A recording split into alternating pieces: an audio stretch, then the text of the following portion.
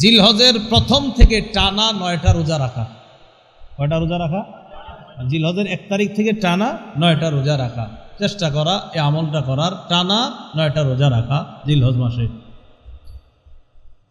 রাসূলুল্লাহ সাল্লাল্লাহু আলাইহি সাল্লামের স্ত্রী আম্মাজান আয়েশা সিদ্দিকা রাদিয়াল্লাহু তাআলা আনহার বর্ণনা, নাসাই শরীফের 2417 নম্বর হাদিসে আম্মাজান আয়েশা সিদ্দিকা রাদিয়াল্লাহু তাআলা আনহা বলেন, আন্না রাসূলুল্লাহ সাল্লাল্লাহু আলাইহি ওয়াসাল্লাম কানা ইয়াসুমু তিসআম মিন জিলহিজ্জাহ। রাসূলুল্লাহ সাল্লাল্লাহু আলাইহি সাল্লাম জিলহজের প্রথম 9টা রোজা রাখতেন। ওয়া সালাসাতা আইয়ামিন মিন কুল্লি শাহ, আর প্রত্যেক মাসে 3টা রোজা রাখতেন, 13, 14, 15। ওয়া ইয়াউমা আশুরা, মুহররমের 10 তারিখের রোজাটা রাখতেন। ওয়া ইসনাইনি ওয়াল খামিস, সোমবার আর বৃহস্পতিবারের রোজা রাখতেন। যাই হোক, এই হাদিসে আমাদের উদ্দেশ্য হলো 9টা রোজা রাখা। আম্মাজান আয়েশা সিদ্দিকা রাদিয়াল্লাহু তাআলা আনহা বলেন, নবীজি জিলহজের প্রথম 9টা রোজা রাখতেন, নবীজি আশুরার রোজা রাখতেন, নবীজি প্রত্যেক মাসে 3টা রোজা রাখতেন, নবীজি সোমবারে রোজা রাখতেন, বৃহস্পতিবার রোজা রাখতেন।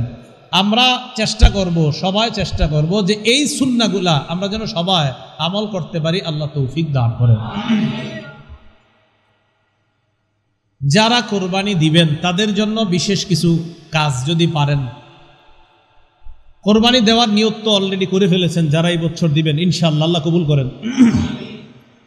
যারা কোরবানি দিবেন তারা জিলহজ মাস শুরু হওয়ার আগে চুল নখগুলা কেটে ফেলবেন। জিলহজ মাস শুরু হবে আর এগুলাতে হাত দিবেন না, মানে খুব গুরুত্বপূর্ণ ইবাদত, যদি পারেন আর কি করবেন। মুসলিম শরীফের 1977 নম্বর হাদিস। মোবাইলে অনেকে হাদিসের অ্যাপস চালান, পকেটে মোবাইল রাখেন, তো আপনারা আবার মোবাইলে মাঝে মাঝে দেখেন এই হাদিসটা মিলেনি, ঠিক না? এখন আমি যেই বর্ণনাটা বললাম 1977, এটা আমাদের মাদ্রাসার পাঠ্যপুস্তক অনুসারে, আর এটা ওয়ার্ল্ডে ফলো করা হয় এই নাম্বারটা। বাকি আপনারা পকেটে যারা মোবাইল রাখেন সেখানে হাদিস নাম্বারটা হবে 5013 নম্বর হাদিস। দেখেন এটাই মিলবে শিওর।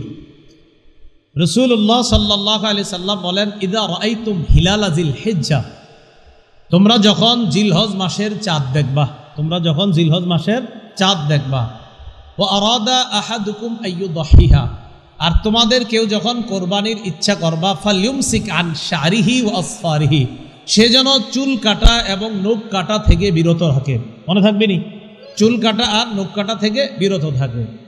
দেখেন আমরা যুক্তি খুঁজবো না সব জায়গায়, হুজুর এটার কি ফায়দা, চুল কাটবো না, নখ কাটবো না 9 দিন, আমার রসুল বলছে বাস এটাই ফায়দা।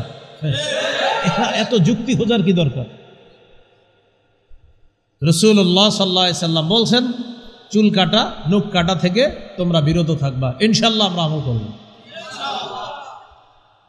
এবার আসি 9 জিলহজ, ইয়াউমু আরাফা। ইয়াউমু আরাফা, আরাফার দিবস দ্বারা উদ্দেশ্য 9 জিলহজ। বলেন, আরাফার দিবস দ্বারা উদ্দেশ্য 9 জিলহজ। ইবনুল মুনজির, ইবনে তাইমিয়া, বিন বাজ, ইবনে উসাইমিন রাহিমাহুমুল্লাহ সবাই এই ব্যাপারে একমত, ইয়াউমু আরাফা দ্বারা উদ্দেশ্য 9 জিলহজ।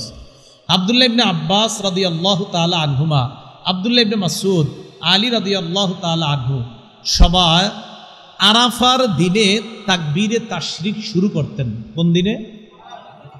আরাফার দিনে। কানা ইবনে আব্বাস রাদিয়াল্লাহু তাআলা আনহুমা ইউকাব্বিরু উকাইবা কুল্লি সালাতিন ইয়াউমা আরাফাতা মিন সালাতিল গাদাতি। আব্দুল্লাহ ইবনে আব্বাস আরাফার দিন ফজরের নামাজের পর থেকে আল্লাহু আকবার, আল্লাহু আকবার, লা ইলাহা ইল্লাল্লাহু, আল্লাহু আকবার ওয়ালিল্লাহিল হামদ, তাকবীরে তাশরিক শুরু করতেন। তো এই যে আপনার আব্দুল্লাহ ইবনে আব্বাস তাকবীরে তাশরিকটা বলতেন কবে? আরাফার দিন। এটা বইলা তিনি শেষ করতেন 13 তারিখ আসরের নামাজের পর। এখন বলেন জিলহজের 13ই জিলহজ, বলেন সবাই 13ই, বলেন তো সবাই 13ই। তো 13ই জিলহজ যদি শেষ করেন আর শুরু করেন যদি আরাফার দিনে, তো আরাফার দিন কয় জিলহজ হবে? কারণ তাকবীরে তাশরিক শুরু করতে হয় কয় জিলহজ? ফজর থেকে 9 জিলহজ। বলেন কয় তারিখ ফজর থেকে? এখন কেউ যদি বলেন হুজুর আমি ইয়াউমে আরাফা থেকে শুরু করব, মানে আরাফার দিন থেকে, তো আরাফার দিন সৌদি আরব যেদিন হবে সেদিন আমাদের দেশে হবে 8 তারিখ। কয় তারিখ? এখন 8 তারিখে যদি শুরু করেন তা আপনার তো তাকবীরে তাশরিক হয়ে যাবে আপনার আরো 5 ওয়াক্ত বাড়ার নামাজ, এমনি কয় ওয়াক্ত হয়? 4 × 5 = 20 আর 3 কত হয়? 23 ওয়াক্ত। 9, 10, 11, 12 এই 4 দিনে 4 × 5 = 20, 4 × 5 = 20। 13 তারিখ ফজর, জোহর, আসর, তো 20 আর 23 3 কত হয়? এখন যদি 23 ওয়াক্ত নামাজে আপনি তাকবীরে তাশরিক পড়বেন, এখন যদি আপনি ইয়াউমা আরাফা থেকে শুরু করেন, মানে 8ই জিলহজ থেকে শুরু করেন, তো আরো 5 ওয়াক্ত বাড়াইলে কত হয়? 28 ওয়াক্ত। কিন্তু 28 ওয়াক্ত তো তাকবীরে তাশরিক না। আবার আরেকটা, আপনি যদি আরাফার দিন ওদের সাথে মিলায় বলেন আমি ইয়াউমে আরাফা এটাই মানি, তাহলে পরের দিন আমাদের দেশে হয় 9 জিলহজ, তাদের দেশে হয় 10 জিলহজ, তো পরের দিন কোরবানি করেন। এই জন্য মনে রাখবেন, এটা একটা মীমাংসিত কথা। আরাফার দিন দ্বারা উদ্দেশ্য 9 জিলহজ। বলেন, আরাফার দিন দ্বারা উদ্দেশ্য 9 জিলহজ। হ্যাঁ, 9 জিলহজ উদ্দেশ্য। অসংখ্য অগণিত হাদিস আপনি আকপিস করলে এটাই বোঝা যায় যে 9 জিলহজ এটাই উদ্দেশ্য। ইয়াউমে আরাফা এটা শুধুমাত্র একটা পরিভাষা, একটা নাম, যে আরাফার দিন। আরাফার দিন দ্বারা উদ্দেশ্য 9 জিলহজ, এটাই একটা মীমাংসিত মাসালা। আল্লাহ ঝগড়ামুক্ত আমল করার তৌফিক দান করেন। ঝগড়া থেকে বাঁচার উপায় কি? যে হুজুর আমি ঝগড়া করবো না, তো কি করবেন?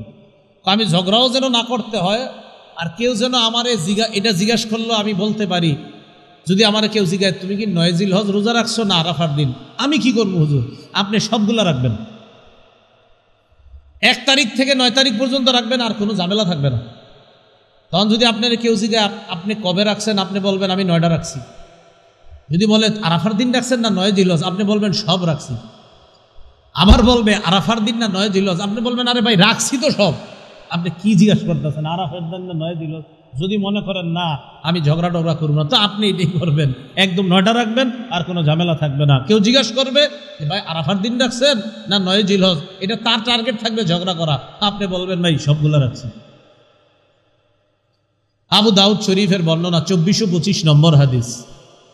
قال رسول الله صلى الله عليه وسلم صيام عرفة إني أحتسب على الله أيها التي قبله والتي بعده। নবীজি বলেন আরাফার দিনের রোজা তথা 9 জিলহজের রোজা যদি কেউ রাখে, আমার আশা তার আগের পরের 2 বছরের গুনাহ মাফ হয়ে যাবে। আগের পরের 2 বছরের গুনাহ মাফ হয়ে যাবে। আচ্ছা, জিলহজ মাসের আরেকটা আমল হলো 9 জিলহজ ফজর থেকে নিয়ে 13 জিলহজ আসর পর্যন্ত তাকবীরে তাশরিক বলবো। পুরুষরা উচ্চ আওয়াজে একবার, নারীরা নিম্ন আওয়াজে। নারীরা নিম্ন আওয়াজে, আর পুরুষরা মোটামুটি উচ্চ, আবার একদম মসজিদ ভেঙে ফেলবেন এমন না, মোটামুটি আওয়াজে একবার পুরুষরা নামাজের পরে। আল্লাহ আমল করার তৌফিক দান করেন। জিলহজ মাসের গুরুত্বপূর্ণ একটা আমল হলো কোরবানি করা। বলেন কি করা? কোরবানি করা। কোরবানির আমলটা এটা অনেক গুরুত্ব। রাসূলুল্লাহ সাল্লাল্লাহু আলাইহি সাল্লাম বলেন আল্লাহর কাছে সবচেয়ে মর্যাদাপূর্ণ দিন, জিলহজ মাসের মধ্যে সবচেয়ে মর্যাদাপূর্ণ দিন ইয়াউমুন নাহরি ওয়া ইয়াউমুল কররি। এটা হলো কোরবানির দিন আর কোরবানির পরের দিন। একটা হলো জবাইয়ের দিন আর একটা মেহমানদারির দিন। বলেন বাংলাটা, জবাইয়ের দিন আর মেহমানদারির। ইয়াউমুল কর মানি মেহমানদারির দিন, ইয়াউমুন নাহার মানি জবাইয়ের দিন। আল্লাহর কাছে সবচেয়ে মর্যাদাপূর্ণ দিন জবাই করার দিন, আর এরপরে সবচেয়ে মর্যাদাপূর্ণ দিন মেহমানদারির দিন, মানে পরের দিন খাওয়ানোর দিন। তো